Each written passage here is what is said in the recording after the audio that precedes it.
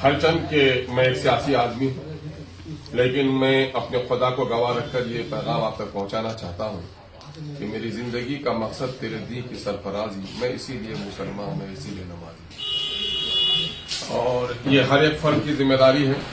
प्यारे आका सल्लल्लाहु अलैहि वसल्लम ने नसीहत फरमाई है और ये वसीयत फरमाई है, बल्लिगू अन्नी वलो आया। एक ही अच्छी बात क्यों न हो, एक ही बात क्यों न हो तो उसको तक पहुंचाओ। ये हर बालिग आकिल मुसलमान की जिम्मेदारी है कि वो प्यारे आका सल्लल्लाहु अलैहि वसल्लम की तालीमात को आम करे, आम। और हमारा यकीन ये है कि इस संसार का ईश्वर एक है और इस संसार में रहने वाले सारे इंसान एक माँ बाप के औलाद हैं और ये हमारा ईमानी यकीन है। मौजूदा वक्त इस मुल्क में और पूरी दुनिया में जात, मजहब, रंग, नस्ल, जबान और इलाके की बुनियाद पर तफरीक की जा रही है और अपना वतन भी उससे अछूता नहीं है। सीमांचल का खित्ता जो भले ही पसमानदा है, बड़ा अमन अमन का गहवारा रहा, आज नफरत का बाजार यहां भी गर्म किया है। नफरत की मसमूम और जहरीली हवा यहां भी फैली है। कबल इसके इस जहर का असर हमारी सोसाइटी पर हो, हमारी गंगा जमनी तहजीब पर हो, हमारे हिंदू मुस्लिम दोस्तों पर हो, उससे पहले हम हिंदू मुस्लिम सभी साथियों को एक कहेंगे कि मुल्क एक सेकुलर मुल्क है। इस मुल्क सेकुलरिज्म का मतलब है मजहब से अलग हो जाना, लेकिन हिंदुस्तान में सेकुलरिज्म का मतलब है मजहबी रवादारी।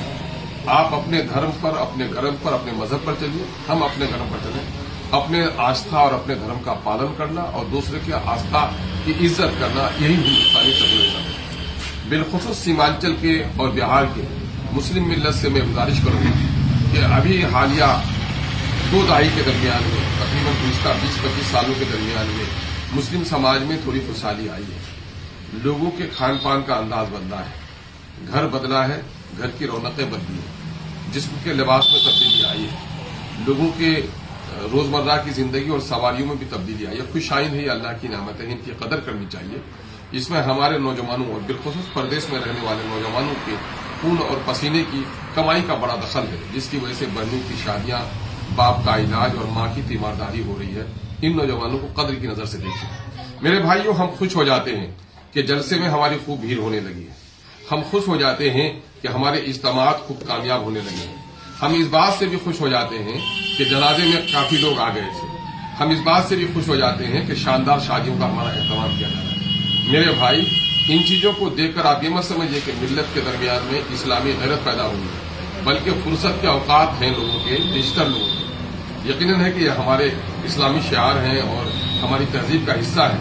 हम जलसे, इज्तिमात और जनाजे की नमाजों में अपनी भीड़ पर यकीनन है कि हमें इत्मीनान होना चाहिए और वो हमारी ज़हनी और फिक्री तरबियत का एक सामान है। लेकिन मेरे भाइयों, आप ये मत समझिए कि जिस एतबार से भीड़ बढ़ी है, मिल्लत के दरमियान में शोर बढ़ा है या गैरत बढ़ी है, नहीं बढ़ी है। अगर गैरत बढ़ती तो यहां जितनी भीड़ है, पुलिस की बहालियों में भी भीड़ होनी चाहिए थी। सरकारी नौकरी के हासिल करने में भी हमारे नौजवानों की भीड़ होनी चाहिए थी। हमारे इलाके में जितने शानदार जलसे, इज्तिमात और शादियों का एहतमाम हो रहा है, उतने अच्छे मेयारी स्कूल भी कायम होने चाहिए थे, उतने मेयारी तालीमी इदारे भी कायम होने चाहिए थे। हम अगर आज हमारे जलसों में, हमारे इज्तिमात में भीड़ हो रही है तो बिहार के दफ्तरों में भी जाते तो 18% मुसलमान चपरासी से लेकर हाकिम होने की नजर आते, लेकिन हमको ये नजर नहीं आता है। हम जब थाना में जाते हैं, एक सिपाही जैद और बकर नहीं मिलता है।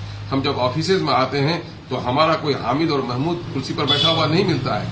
हम जब पुलिस की बहाली को देखते हैं तो वहां हमारे नौजवान दौड़ते हुए नहीं मिल रहे हैं। हम सिर्फ दूसरों को बदनाम नहीं कर सकते, इसमें हमारी भी कोताही है कि हम लोगों ने मुकाबिला कर लिया है। बस्ती में अपने पड़ोसियों से मुकाबिला कर लिया है, शादी ब्याह में अपने रिश्तेदारों पर फख्र हासिल करने के लिए शादी ब्याह में खूब हम पेश कर रहे हैं। हमने मजहब को, दीन को समझने के काम को, जलसे और इज्तिमात में हाजिरी को दीन समझ लिया है, हालांकि वो दीन समझने का जरिया है। हमारी दीनी असल मिजाज तो ये है कि मस्जिदों में भीड़ हो जाए, हलाल और हराम में तमीज हो जाए। एक तरफ हमारे जलसे बढ़ रहे हैं, हमारे उलमा रातों दिन अर्करेजी बेचारे कोशिश कर रहे हैं, हमारे बुजुर्गों की नसीहतें हो रही हैं, लेकिन आप देख रहे हैं बेपर्दगी आम हो रही कि नहीं हो रही।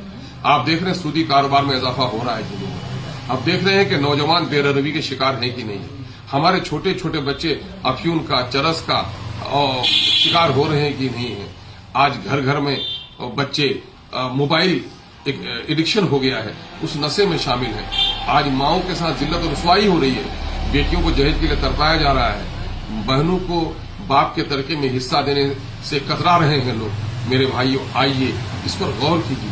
صرف سادہ ہم سن لیتے ہیں ہمارے علماء جو کچھ کہتے ہیں، اس کو بستی میں عملی جامہ پہنانے کے لیے آپ ایک کام کیجیے، اپنے بستی کی ایک کمیٹی بنائیے، خاندان کے اندر سے ایک ایک فرد کو جوڑیے، اور اس فرد میں سے جو ذمہ دار فرد ہو، گاؤں کی مجلس شورا بنائیے، آپ شورا کا ممبر ہو ہر ایک خاندان کا فرد، اور اس خاندان بستی کے 8-10 فیملیوں کے درمیان میں سے ایک کو امیر بنائیے، چونکہ حضرت نبی مکرم صلی اللہ علیہ وسلم نے قرآن مقدس کے حوالے سے جو تعلیم ہم کو دی ہے وہ اجتماعیت کی دی ہے۔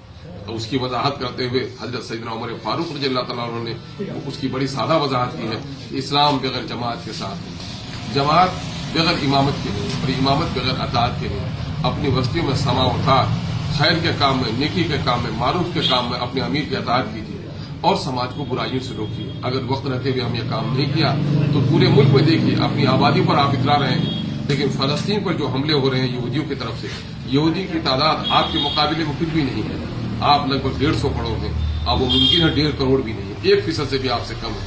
لیکن آج جو بھی لڑائی ہو رہی ہے، علم کی لڑائی ہو رہی ہے، حکمت کی لڑائی ہو رہی ہے، سائنس کی لڑائی ہو رہی ہے، ٹیکنالوجی کی لڑائی ہو رہی ہے، لیکن ہم سائنس اور ٹیکنالوجی کے میدان میں نہیں چلے گئے۔ آج اپنے پیغام کو پہنچانے کے لیے میڈیا کی بڑی ضرورت ہے، اور میڈیا سے ہمارا کوئی سروکار نہیں ہے۔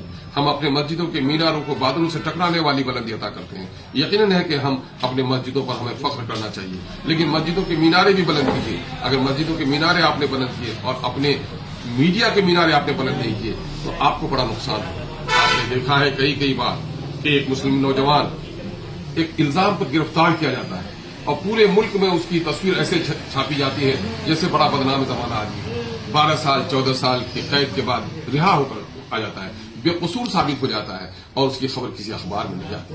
اگر آپ کا اخبار ہوتا تو دنیا کو آپ بتاتے کہ ہمارے بے قصور لوگوں کو اس طرح سے پریشان کیا جا رہا ہے۔ میرے بھائیوں، آج سائنس ٹیکنالوجی میں آپ جائیے ڈاکٹروں کے ہاں، بیماروں کی تعداد سب سے زیادہ ہے، اور یہ بات بہت ہی شرم کے ساتھ ہم کو کہنی پڑ رہی ہے اور اعتراف کرنی پڑ رہی ہے کہ اس ملک میں ہم اپنی آبادی کے اعتبار سے نوکری تو تلاش کر رہے ہیں، لیکن آبادی کے اعتبار سے ہمارے بچے ڈاکٹر انجینئر بن رہے ہیں، اس کے بارے میں فکر نہیں ہے۔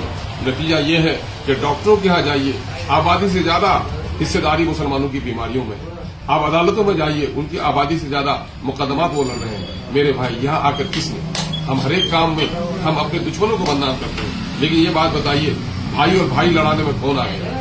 حفظان صحت کے اصول کون بتانے آئے گا؟ گاؤں میں صاف پانی کا اہتمام ہو، گاؤں کی گلیاں صاف ہو، یہ بتانے کے لیے کون آئے گا؟ ہم غفلت سے دوچار ہیں میرے بھائیوں۔ آئیے ہم سنجیدگی کے ساتھ نوجوانوں سے گزارش کرتے ہیں، نوجوانوں کھیل بھی کھیلو لیکن اپنے تعلیمی اداروں کو بھی آباد کرو، نوجوانوں کھیل بھی کھولو لیکن سماج میں عدل و انصاف کے قیام میں اپنا قدم آگے بڑھاؤ۔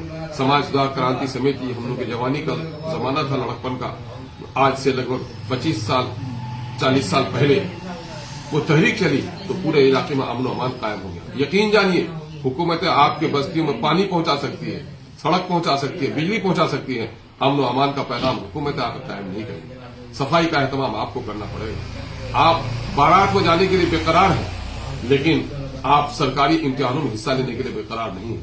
آج مجھے خوشی ہوئی ہے کہ ابھی بہار میں ٹرانسلیٹر کی بحالی ہوئی ہے اور سیمانچل کی اچھی خاصی تعداد آئی ہے، اور اس میں مدرسے بیک گراؤنڈ کے بچے نوجوان زیادہ آئے ہیں۔ میرے نوجوانوں سے میں گزارش کروں گا کہ آپ اس ملک میں ایک ذمہ دار شہری ہیں، آپ کو اپنے مذہب کے بھی حالات کا خیال رکھنا ہے، اپنی ملت کی بہتری بھی سوچنی ہے۔ اس ملک کے آب و ہوا میں آپ جی رہے ہیں، اس ملک کے اس وطن کی خدمت بھی، اس وطن کی حفاظت بھی آپ کی ذمہ داری ہے، تو آپ کو تمام تر معاملات میں جانا چاہیے۔ آپ سرکاری ملازمت حاصل کیجیے، آپ عدالتوں میں جائیے، آپ وکیل بنیے، آپ سپاہی بنیے۔ اس ملک میں اگر چین سے جینا چاہتے ہیں تو آپ کے بدن پر وردیاں ہونی چاہیے۔ اس ملک کی حفاظت اگر آپ چاہتے ہیں تو اس ملک کے سرحدوں پر جا کر گردن کٹانے کے لیے آپ کو تیار ہونا چاہیے۔ اس لیے میرے بھائیوں، یہ درد مندانہ پیغام ہے۔